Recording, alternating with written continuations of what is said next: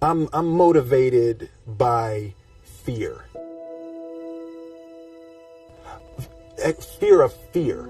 I hate being scared to do something. It's very simple. This is what I believe, and I'm willing to die for it. Yeah. Period. You can't be scared to die for the truth. The truth is the only thing that's ever going to be constant. And you can't fear what might happen to you if you were to tell the truth. Because what happens to you if you don't tell the truth is worse than telling the truth will ever be. The first step before anybody else in the world believes it is you have to believe it. There's no reason to have a plan B because it distracts from plan A. And I think psychologically, the advantage that gives me over a lot of people that I have been in competition with in different situations is it's difficult to take the first step when you look how big the task is. The task is never huge to me. It's always one brick. I believe, and I learned very young, that you don't try to build a wall. You don't set out to build a wall. You don't say, I'm going to build the biggest, baddest, greatest wall that's ever been built.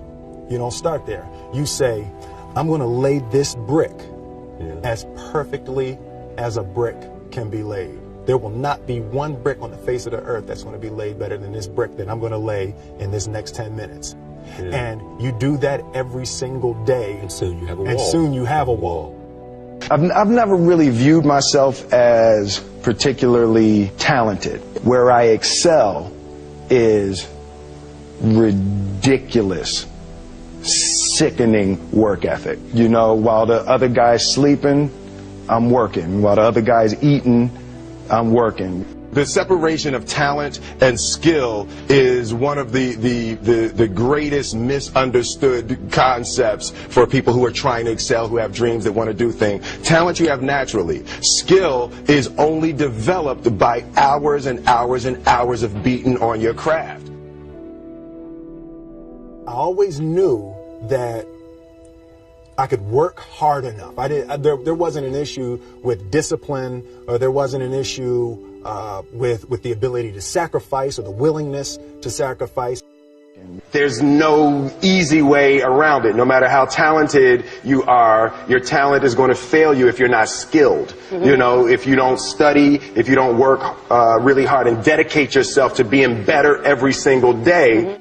This one year, my father had his shop, and he decided for whatever reason that he wanted a new wall on the front of his shop. So he tore down probably about 16 feet high and probably about 30 feet long. He just completely tore the wall down, and my brother and I had to dig a 6-foot hole. We for the foundation. For the foundation. Right. We would mix in the concrete by hand. A year and a half. We were building this wall for a year and a half. Every day after school, we would come in, mixing concrete, putting it in the hole, doing it. And it was just myself and my little brother. And I remember standing back, looking at that wall, saying, there's going to be a hole here forever. A year and a half later, we laid the final brick. And my father stood back with my brother and I know he planned this. He says he didn't, but I know he had been planning this and writing this for his for the past 2 years. But we stood back, we looked at the wall, and he looked at me and my brother and said, "Don't y'all never tell me that you can't do something," and walked into the shop. As a child, my parents always told me, you could be whatever you want to be. You could do whatever you want to do. And you know, that office, that position, the highest office on the face of the earth, it was something I heard my parents saying it, but I didn't totally believe it. Yet I went out in the world and I carried myself and I held my head high and I stood there and I looked people in their eyes and I talked to people as if I was deserving of everything that this planet has to offer. I really want to say to children out there and to people who are watching, Confucius said one time, he who says he can and he who says he can't are both usually right.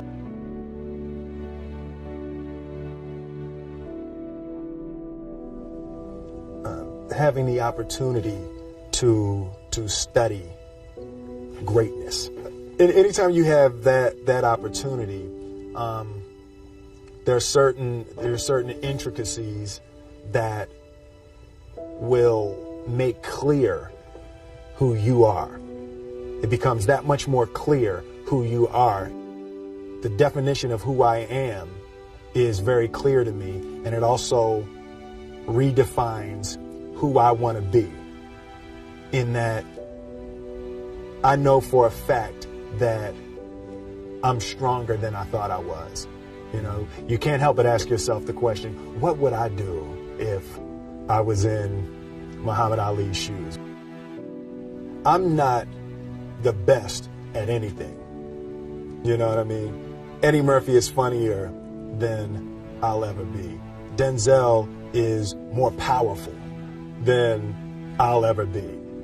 I think that my strength is I can do everything well. You know, I can do a little bit of everything, and that's what I concentrate on to be my strength. I'll never be able to compete with Denzel. I enjoy connecting with people and ideas, and you know, I have a mission statement. So every year for probably the past 10 years, I've worked out a mission statement for myself. And for the last few years, the mission statement has stayed the same, and it's been improve lives, right? So when I go into something, I'm looking for how the quality of this piece could potentially improve lives. But it's all along the way. It's when you make the movie and how you're interacting with people in the process. And the concept of improving lives runs through the center of everything I do. And then I realized that the way to improve lives is to continually improve yourself, right? So with that, every morning when I get out of the bed, I haven't fixed everything in the world yet, so there's always something to do. I want my life, I want my work, my family, I want it to mean something. If you are not making someone else's life better, then you're wasting your time. Your life will become better by making other lives better. A few months ago, I said that I believe that if I chose to, I could be the president of the United States. And I think as I've had a chance to intellectualize why I said that. Yeah. And I think that there's a certain delusional quality that all successful people have to have. You have to believe that something different than what has happened for the last 50 million years of history. You have to believe that something different can happen.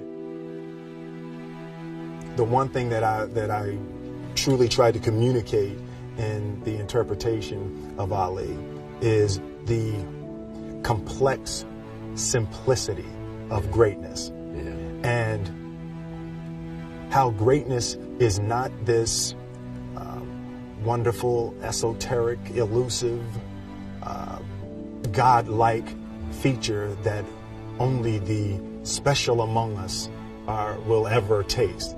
It's something that truly exists in all of us. Loss is bound to joy. Like pain and suffering are bound to joy. The being able to survive something is actually a big part of being able to find that next wave of joy. You appreciate smaller things. I hated being scared, that I didn't want to even take the meeting. I just hated that being scared to do something.